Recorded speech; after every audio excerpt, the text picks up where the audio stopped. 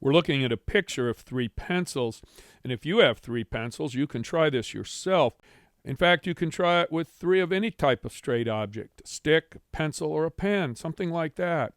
Well, I'll take my 3 pencils, and I'm going to arrange them to form a triangle.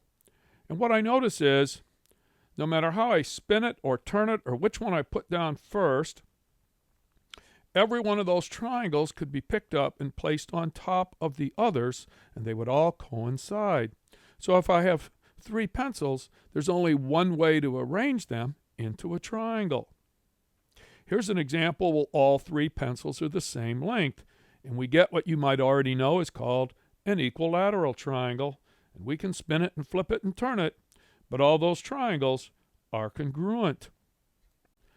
And here's a case where we have 2 pencils the same length and 1 pencil that's shorter than the other 2.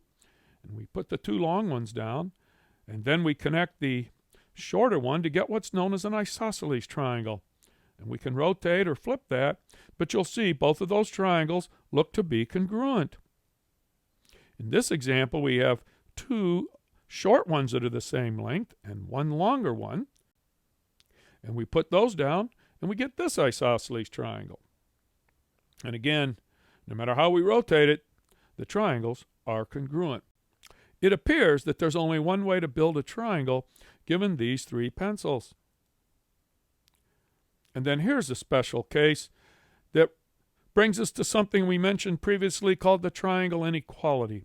One of our pencils is so long that the other 2 don't reach. So in this case, it's not possible to build a triangle because the length of the 2 shorter pencils added together is not longer than the length of our longest pencil.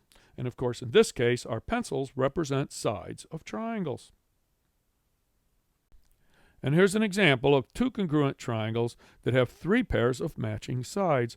And the way we would label this would be like this. We might label the shortest sides with 1 tick mark, the middle side with 2 tick marks, and the longest side with 3 tick marks.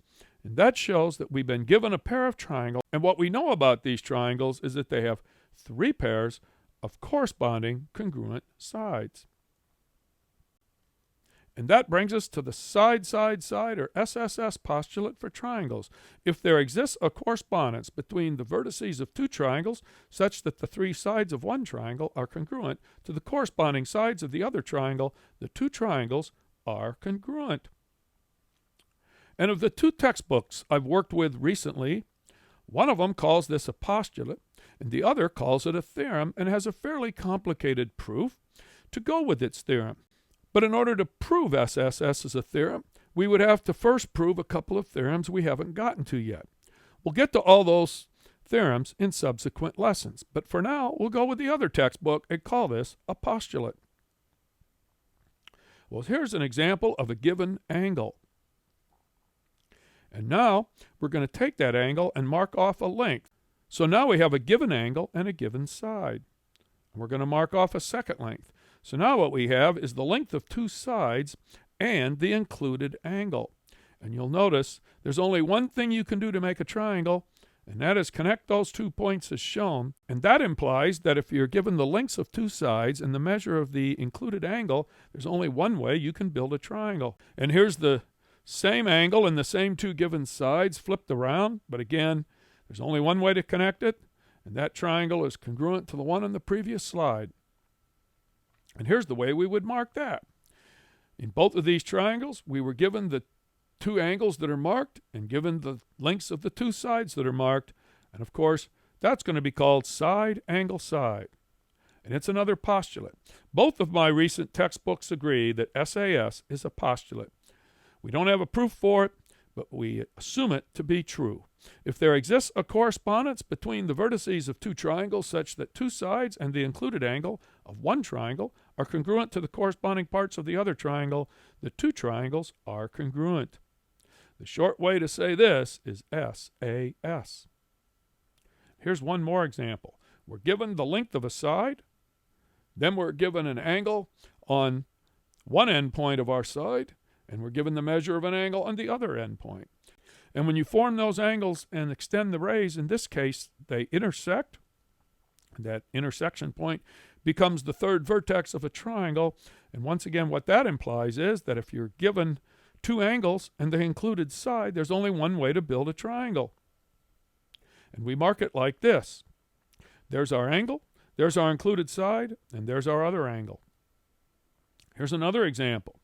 We have the same side that we had before, but now one of our angles is obtuse. The other angle is much smaller. It's acute. But when we extend, they intersect at the top, and we get the triangle shown. Here's an example where we have a right angle and an acute angle. We extend both the rays, and we get a triangle that has two angles, and the included side, one of the angles happens to be a right angle. But here's an example where we've got two angles and the included side, but both angles are right angles. And I think you can see these rays will never intersect, which of course tells us that a triangle may not have more than one right angle. And there's one more example we should look at. We're given two obtuse angles and the included side. The obtuse angles don't have to be the same measure, but once again, they will never intersect. And that tells us that a triangle may not have more than one obtuse angle. But that brings us to this postulate. If there exists a correspondence between the vertices of two triangles such that two angles and the included side of one triangle are congruent to the corresponding parts of the other triangle, the two triangles are congruent. And this postulate is written as ASA for short. And again, both of my textbooks refer to ASA as a postulate. You may have noticed that in our three postulates, we had congruent triangles in three situations where we had three pairs of congruent parts. So you may ask, are we able to prove triangles congruent anytime we have three pairs of congruent parts? And the answer is no. Let's look at this example. These triangles are clearly not congruent, but we built it in our software called the Geometer Sketchpad, and we took some measurements. And we measured the angles of each triangle. And we got that each triangle has a 20-degree angle, a 128-degree angle, and a 31-degree angle. So we can mark the angles as shown. We already have three pairs of congruent parts, three pairs of congruent angles. And then we had Sketchpad measure the sides. And we got that each triangle had a side 7.2 centimeters long, and we'll mark those as shown. And we also got that each triangle had a side 4.8 centimeters long, so we'll mark those as shown. So you now see that we have 5 pairs of congruent parts, and there's only 6 parts in each triangle. But the problem here is that these congruent parts are not corresponding congruent parts. Between the red angle and the green angle in the larger triangle, we have the side that's 7.2 centimeters long. But in the smaller triangle, that side is 4.8 centimeters long. So what these triangles are called are similar triangles. Similar, but not congruent. We'll talk more about similar triangles in upcoming lessons. Similar triangles are triangles where the measures of the 3 pairs of angles all match, but the measures of the 3 pairs of corresponding sides do not necessarily match. All congruent triangles are similar triangles, but all similar triangles are not congruent triangles.